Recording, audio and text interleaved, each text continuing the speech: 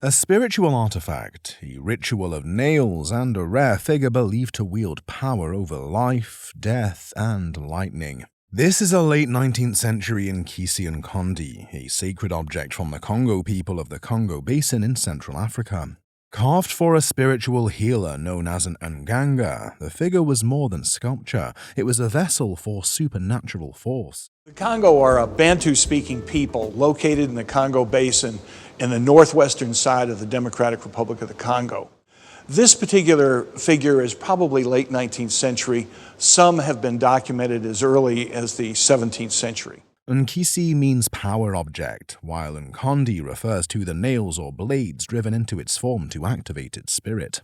Used to seal oaths or enforce justice, each nail represented a binding act, agreements, protections, even revenge. This would have been owned and used by an nganga, which was a spiritual healer to impose conformity and to support the social structure. The figure would be awakened with sacred substances and then pierced during rituals to summon its intervention. While most Nkisi Kondi are male, this rare female form was said to track down thieves and guard against illness or lightning. In one account, a female figure was believed to kill by draining a man's blood without leaving a wound. Though it stands at just 2 feet tall, its presence and the fear it once inspired looms much larger. Comparable figures have surfaced in major auctions in New York and Paris, commanding the attention of collectors and scholars alike. Its mystery, craftsmanship, and cultural significance combine into one extraordinary legacy. A similar piece in today's market would be valued between. Comparables have sold between $300,000 and $500,000. I would say that's pretty powerful. I would agree. It's a beautiful piece. Thanks for sharing it. It's great to see it right here at the museum. Thank you. A beloved gift from a college professor turns out to be a literary treasure worth more than most homes. The guest presents a copy of The Hobbit, given to his wife in the late 60s by her philosophy mentor at the University of St. Thomas. This was a gift from a professor to my wife at the University of St. Thomas in Houston.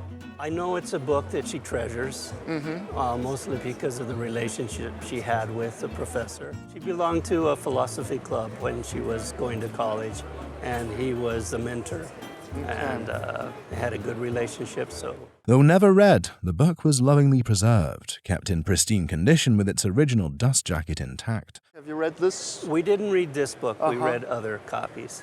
That was a brilliant move that you actually preserved the book, because it is in absolutely stunning condition. First published in 1937, The Hobbit is exceedingly rare in this state, as most jackets were lost or heavily damaged. We've presented the jacket so we can see both front and back panels, the spine panel, and the flaps. And the only wear that you see are few little chips along the spine edge and along the joints, where the joints meet the edge. Collectors are especially drawn to first-issue dust jackets, and this one includes a subtle correction that marks it as such.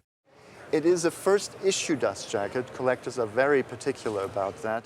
You can tell by a little correction that the publisher did in a name on the back flap. But what elevates this book to the realm of the extraordinary is J.R.R. Tolkien's signature on the half-title page. John Ronald Reuel Tolkien was an English writer, philologist, and the author of the high fantasy works The Hobbit and The Lord of the Rings. The appraiser emphasizes that this combination, first edition, first issue jacket, and author signature, is virtually unmatched. Dust jackets from the 30s are fragile, and finding one so well preserved is nearly impossible. The guest, stunned, had never sought an appraisal and had no idea of its immense value. Its remarkable blend of literary history, personal connection, and pristine condition puts its auction value at around. The estimate at auction would be $80,000 to $120,000. Oh, fantastic. Wow. A souvenir from a scientific voyage, a brush with photographic greatness, and a pair of albums worth far more than memory alone. The guest introduces 2 photo albums passed down from her great-grandfather, a botanist known affectionately on the journey as Seaweed Saunders. These are a set of photo albums that were souvenirs given to the members of the Harriman expedition. My great-grandfather, D. Alton Saunders, was one of the scientists on the expedition. But of interest in this case is the photographer for the expedition was Edward Curtis. These albums were a gift from the famed Harriman expedition, a turn-of-the-century scientific voyage along Alaska's rugged coastline. What makes them extraordinary is the presence of Edward Curtis, then a young photographer just beginning his legendary career. Curtis joined the expedition in 1899, documenting landscapes, topography, and native cultures with a striking eye for detail. Curtis had just started his career as a photographer in the Northwest, in the Seattle area, and was invited to become a member of this important expedition, so it was his first major assignment. Each image in the albums bears a caption and inventory number, some capturing the Harriman entourage, others the land and its people. But these aren't just printed images, these are original silver prints, rare for presentation albums of the time. But these were presentation albums given by Harriman to members of the expedition, your relative being one of them. So these are actually original silver prints. You're kidding. Nearly half of the photographs are credited directly to Curtis, his name etched subtly in the negatives themselves. These albums were created as personal keepsakes for expedition members, making them scarce, intimate artifacts of history. Their condition is superb, and their provenance, especially linked to a named scientist on the trip, adds immeasurable depth. Curtis's first major body of work, preserved across these volumes, is now a collector's dream. At auction today, this 2-volume set would be valued between An auction estimate for the pair of albums would be $30,000 to $40,000. Thank you so much for bringing them in. Oh, wow. Thank you. a childhood memory, a painting passed down, and a surprise valuation that nearly brought the house down. The guest recalls admiring the piece as a child in her grandmother's home, enchanted by its intricate detail. Well, this was from my grandmother's house, Yes. and she gave it to me. I always enjoyed it as a child. I enjoyed looking at the details. She inherited it years later, unaware of its origin or the treasure it would turn out to be. The painting is signed by Petrus van Schendel, a 19th century Belgian artist renowned for his luminous interiors. Dated 1847, the canvas captures a masterful blend of shadow and light, a hallmark of van Schendel's technique. His works often depict domestic scenes lit by candlelight, creating mood and intimacy with unmatched skill. This piece stands out not only for its beauty, but also its exceptional condition and clear signature. Unbeknownst to the guest, she's been living with a museum-worthy artwork for years. It's a classic case of quiet elegance hiding in plain sight, admired but never truly evaluated. Even the stage manager jokes for a second chance at fortune, unable to resist the drama of the reveal. In today's market, this Petrus van Schendel painting would be valued between Value this painting at a minimum of $25,000. It could go as high as $40,000 to $50,000. Well, it's like winning the lottery, as you know. Yes. So, at any rate, great painting. You don't want to... A wedding gift wrapped in canvas, history, and brushstrokes, this painting carries more than just beauty. The guest recalls how Maynard Dixon, a broke but talented artist, once stayed in her grandparents' attic and left behind a masterpiece. The painting was a gift to my mother and father. The artist was staying at my mother's parents' home. I think when he was broke, he'd come over there and stay, and he had a studio upstairs in the attic. Dixon, a California native born in 1875, would go on to become a celebrated illustrator and Western landscape painter. Encouraged early on by the legendary Frederick Remington, Dixon transitioned from student to sought-after artist. This 1919 painting, titled Autumn Cottonwoods, captures the scenery near Carson, Nevada, with Dixon's signature geometric simplicity. His style is unmistakable. Flat plains, vivid colors, and brushwork that turns desert silence into visual poetry. The simplicity of his design, but yet it was very complete. He built up the paint, beautiful colors, and he also used very almost flat geometric designs in his mountainscapes and landscapes, and you can see that through here. Signed and monogrammed on the front, with a detailed inscription on the back, the piece is a treasure of early 20th century American art. And he also inscribed it and entitled it on the back, Autumn Cottonwoods, near Carson, Nevada, 1919. Maynard Dixon, where he lived on Montgomery Street in San Francisco. And then these are some of his inventory numbers of his paintings. The soft build-up of paint and balance of form reflect Dixon's command over both technique and emotion. A quietly powerful piece of the American West that once hung quietly in a home now speaks volumes in the art world. Gifted to the guest parents as newlyweds, its sentimental value has long been priceless, and today its market value at auction would range between. If this were to come onto auction, I would appraise the painting for $8,000 to $12,000. So that's a good, as a wedding gift to your parents, it certainly has. Very nice gift. An American diplomat's wife, a life of European elegance, and jewels that quietly held a fortune for decades. The guest inherited a pair of striking pearl earrings and a delicate emerald ring from her grandmother, born in Austria in 1896. She was married to an American diplomat. My grandfather had, I think, a little bit sort of more elegant lifestyle because of that than many people at that time would have had. The earrings I inherited in the late 1990s. Though the family lore included tales of balls and heads of state, the true history of the pieces remained mostly a mystery.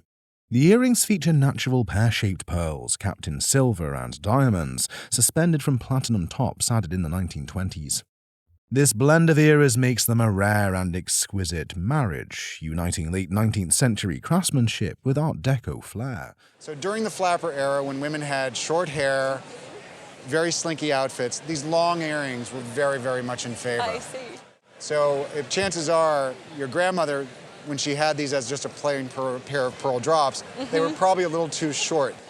So they were lengthened to create these beautiful Art Deco earrings. Natural pearls of such size are exceptionally rare, especially as a matched pair, a detail that dramatically increases their value. Pearls fall into two categories, either natural or cultured. Cultured means that man intervenes, inserts a bead into the oyster, and the oyster produces the pearl. A natural pearl means that man does not intervene, and an irritant of some sort enters the oyster, and the oyster starts producing a covering on that irritant, producing a pearl. Now, to get pearls of this size is quite rare when it comes to natural pearls. The ring, also Austrian, dates to the 1890s, crafted in gold and silver and set with an emerald and diamonds in classic period design. Once appraised as part of a lot worth just $1,500, these pieces were long underestimated and quietly cherished across generations. When I inherited the earrings in the 1990s, I got them as part of a lot that included several other items, and the entire lot was valued at $1,500. At $1,500. Yeah. Both pieces reflect a life of grace and refinement, now illuminated by their exceptional craftsmanship and rarity. The appraiser revealed the true value, with the earrings alone now estimated. The pre-sale estimate at auction would be anywhere between $18,000 to $22,000. The ring here, which is also quite beautiful, an auction value on this would be somewhere between $2,000 and $3,000. I see. Wow. A print once dismissed as the ugliest one in the collection now shines as a hidden gem of modern art.